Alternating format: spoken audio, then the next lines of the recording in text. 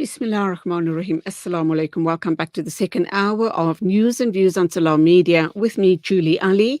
We cross over to Maputo and we're now going to be talking with Benjamin. All right, I've got your name up on the screen because on my notes I have the name of Christos Christou, and I see that's been changed. So I'll ask my controller to keep your name on screen so that I don't trip over myself. Benjamin Janeiro Mwangombe. I hope I'm saying that correctly. A very good morning to you. Welcome to the program. Thank you, Julie. Thank you to have me. Thank you.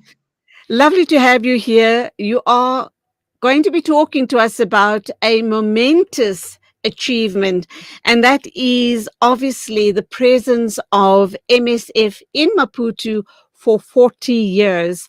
And for those people who don't know what MSF stands for, we're going to hand over to Benjamin to talk to us about this amazing organization and the work they have managed to achieve in Maputo over the past 40 years. Good morning. Welcome to the program, Benjamin.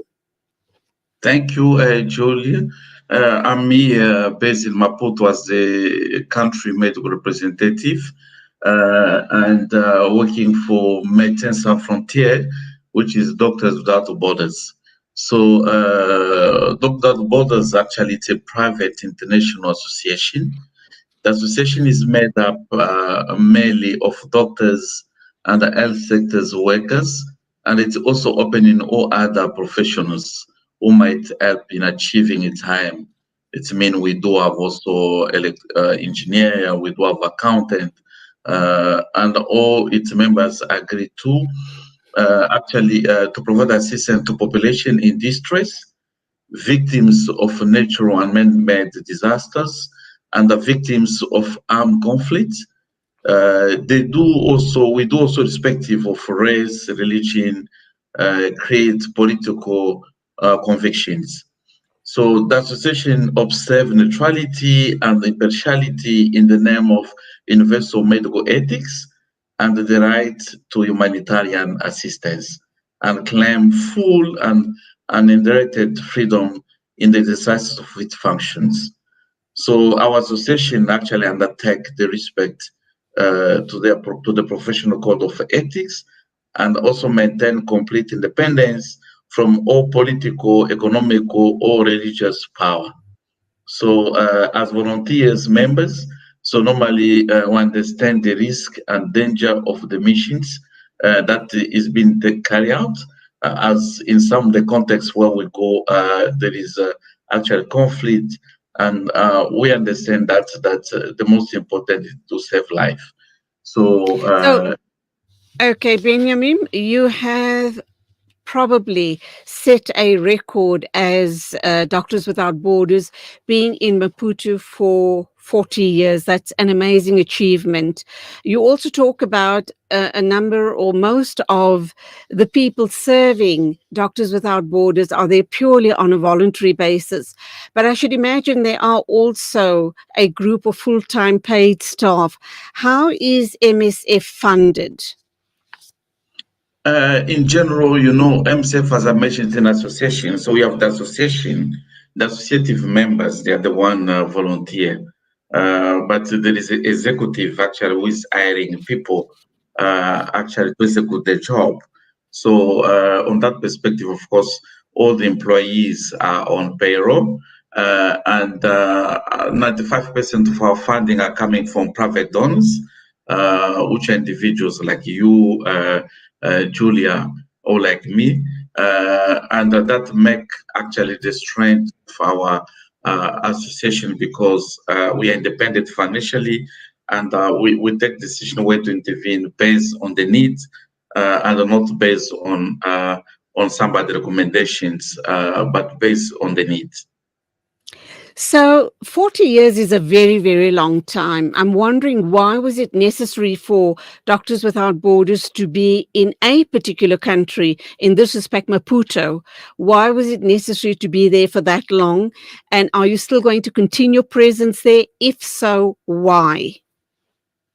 40 years in Mozambique, not only in Maputo, in Mozambique as a country, because we Yes. have our operation in different provinces. Currently, we're operating in Sofala province, in Nampula province, and in Cabo Delgado province. We have the coordination divided, one in Cabo Delgado, in Pemba City, and another team based in Maputo. So, so the 40 years, we came in 1984 when we arrived in Mozambique, and on that time, access to healthcare was not for all. There were many locations that, due to the conflict, that some of the locations had difficult to get access. So our presence mean access. So we has been actually starting in various programs based on the needs. In 2001, we started our intervention. We focused on HIV/AIDS. As you know, with the HIV pandemic, it was very difficult situation. Mozambique having the country neighbors with high prevalence of HIV. Then we had to come in and start in 2001 the HIV programs. And then 2 years back, we strengthened our collaboration with the Minister of Health and also participated in the rollout of antiretrovirus treatment in Maputo and in Tete province.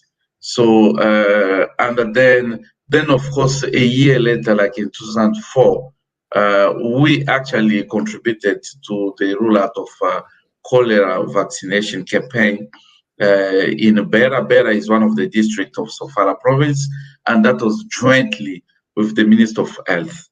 And then one of the historic and a very good actually model of achievement is actually which we did in 2008. In 2008, actually, we ruled out actually the CAG. The CAG actually is actually in collaboration with the Minister of Health.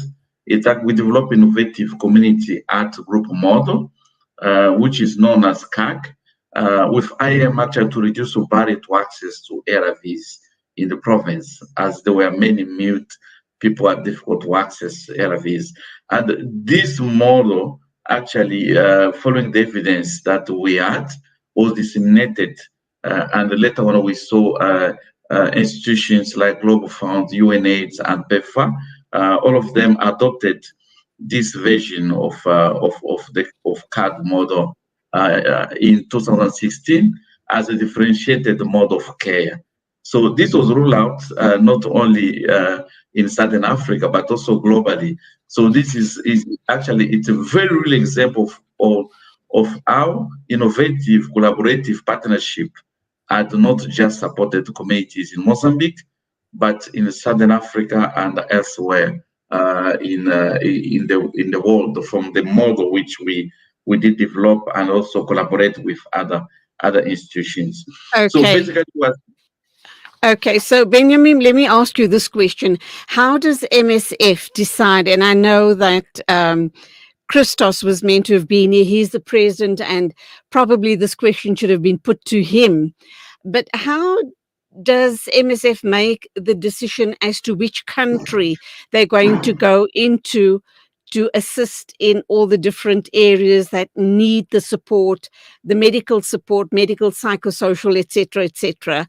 And regarding war-torn countries, there must be a great need for the support of MSF.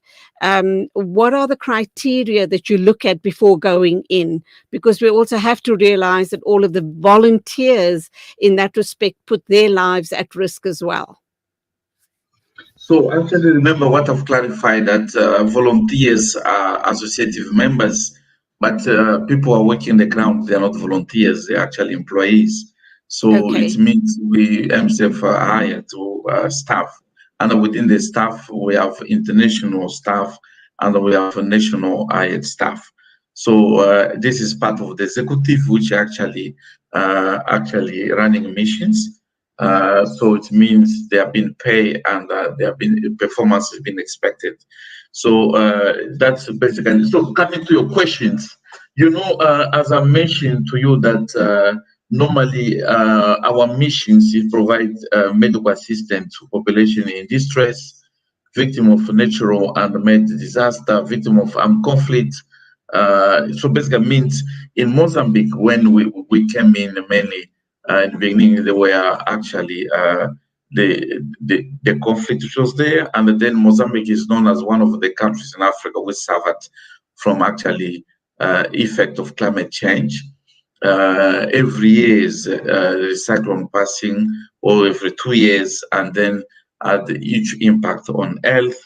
And also the matter of the HIV, which was there, that access to antiretroviral treatment was not for all. So, in that perspective, MSF, Médecins Sans Frontières, has a key role to play. Basically, our presence here in Mozambique initially was actually to ensure access to primary health care, which actually our model is transversal, that we had to include also HIV, TB, and what are the criteria? The criteria were based on the need, because like on that time for HIV, the HIV program was national program was not able to cover all the locations, and also when there's conflict, we have very few actors who agree to take the risk to be in the conflict zone. But as MSF, normally we go to work also in conflict zone with objective to give access to healthcare so we can save life. So that's why where we are on the conflict zone, so we had to actually give access to actually transversal mode of care, so that everyone who's on that area could have access to primary health care, secondary health care, HIV, TB, malaria, maternal health. So we are talking about the transversal health care setup, which we has been doing. And throughout the year, we has been seeing that perhaps the HIV program invested a lot with support from PEPFAR and Global Fund. Then there were need also for us to extend to other thematic areas such as maternal health, tuberculosis, and also do several research to increase medical evidences, which actually has been using actually to adjust and improve the care of the people of Mozambique. Okay, my final question then to you is, where else is MSF active in? Which other countries around the globe are they active in? So globally, we are quite big. We are in more than 70 countries Wow. in the world. So we are talking about a big medical international humanitarian organizations responding to emergency. It's part of our DNA. So we are really known as champion responding to emergency. We believe whenever there is emergency, which actually takes life of people, should be the first to be in and the last to come out, so that we can save life. So currently, as I was saying, we are 70 countries here in Southern Africa. We have operations in Mozambique. We are in Eswatini. We are in South Africa, in Zimbabwe. So we have operation in many African countries. If I can mention Ethiopia, Nigeria. We are in Gaza. We are in Syria. We are actually in Sudan, in South Sudan. So we are actually in over 70 countries. Okay, wonderful. You did mention Gaza, and I'm very, very pleased to hear that. We do know that must be under extreme conditions that the staff having to work there. But as you've also indicated, it's a lot of local people that are involved with MSF wherever in the world you are operating. That's where we leave it. Thank you indeed for your time this Not, morning on not, the not, show. not only the local, it's only a combination between the local and the international, as we are I hear international. you. So we have some position who are international based. Absolutely. So we make a team together so that we can have a chance, those international, to share experience, seen or accumulated from other setting. Absolutely. We do commend everyone at MSF, and may you guys, as an organization, continue to serve the people of the world. God bless. Thank you very much, Julia. Thank you. Yeah. 9:31 News and Views moving along. We are going to be crossing over to the Holy Lands, inshallah, and we're going to be talking to Maulana Muhammad Saikalwala.